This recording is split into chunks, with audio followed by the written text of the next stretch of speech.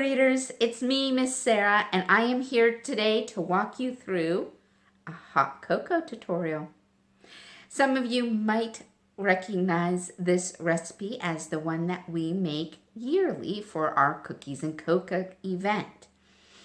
That event will be happening virtually on Zoom tomorrow, December 5th, 2020 at 11 a.m.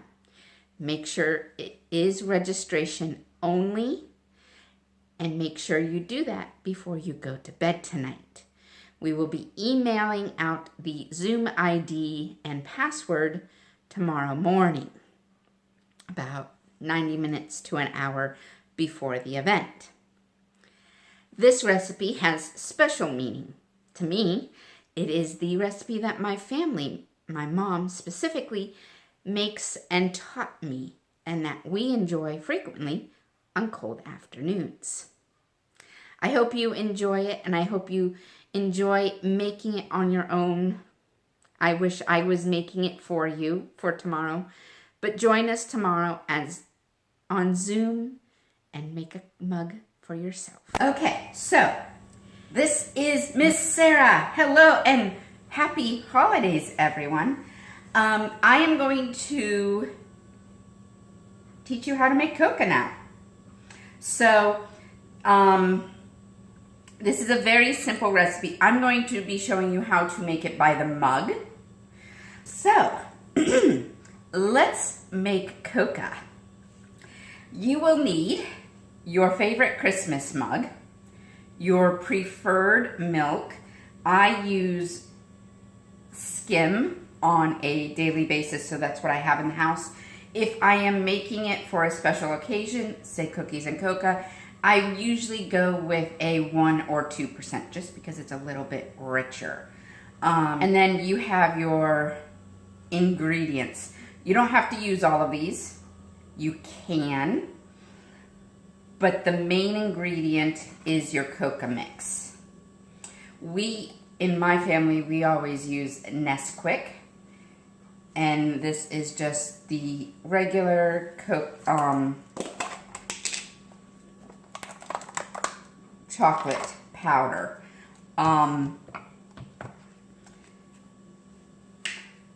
Also have been known to add a little bit of just baking cocoa.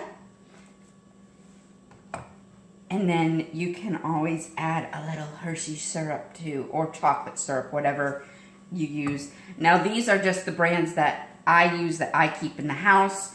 You can see this is just Food Lion whipped topping. So they just happen to be the brands and the things that I use. Feel free to use whatever you have in your. I also have cinnamon, ground cinnamon here, or if you have cinnamon sticks, that would also be. And vanilla and almond extract. These are some of our favorites to just add. So fill your mug about 2/3 full, and depending on the size of the mug, some of the ingredients will be adjusted. This is a Dapper Donner. This is Donner the reindeer. Happened to be a Christmas gift from one of the staff members at the library. Thank you very much if you are watching this.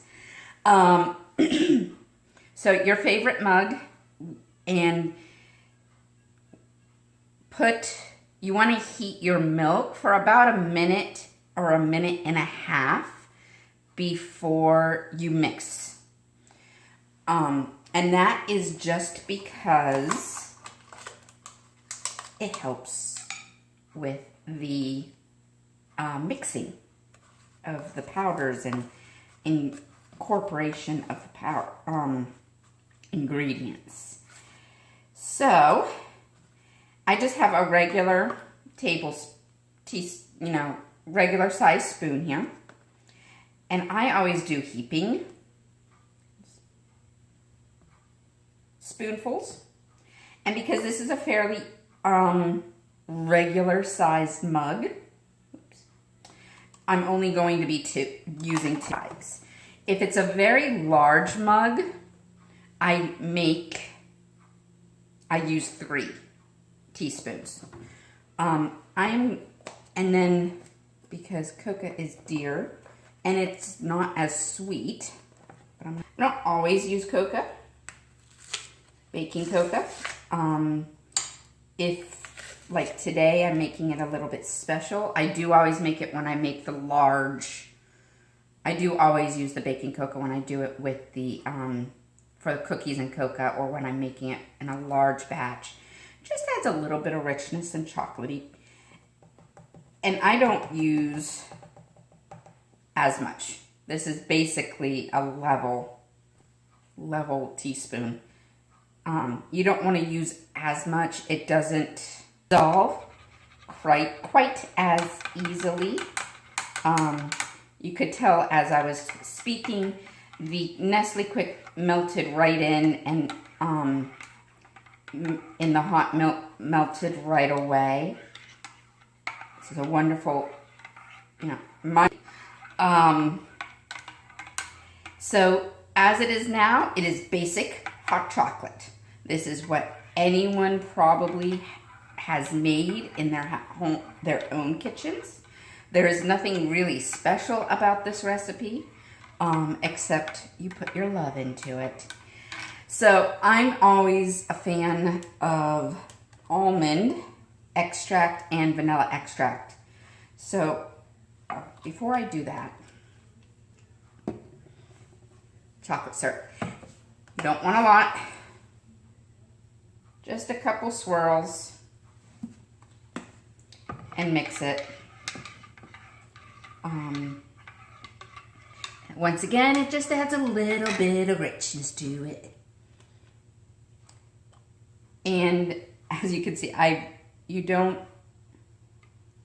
just a little dribble, a dash, a splash of each. You don't want to go overboard. When I'm making large amounts, I do measure it.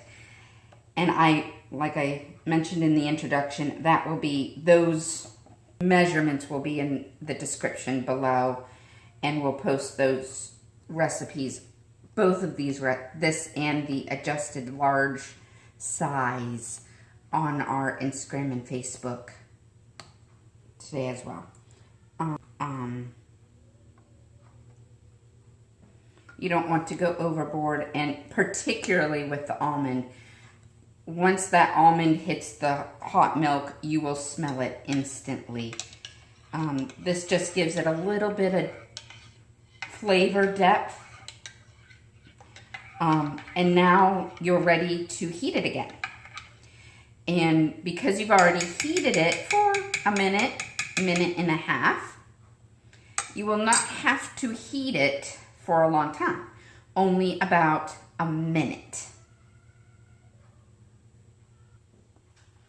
Okay, so I paused the video, I heated it.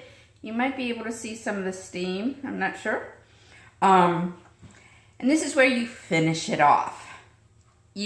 I'm going to put the cinnamon on top, but you can certainly put it in before you heat it directly into it. There we go.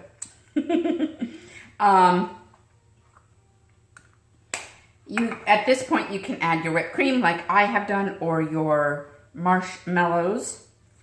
A tiny bit before, but I'm going to sprinkle it, garnish it very prettily with my cinnamon here. So, I hope you enjoy your little mugs of cocoa and this insight into what we do when we plan cookies and cocoa normally.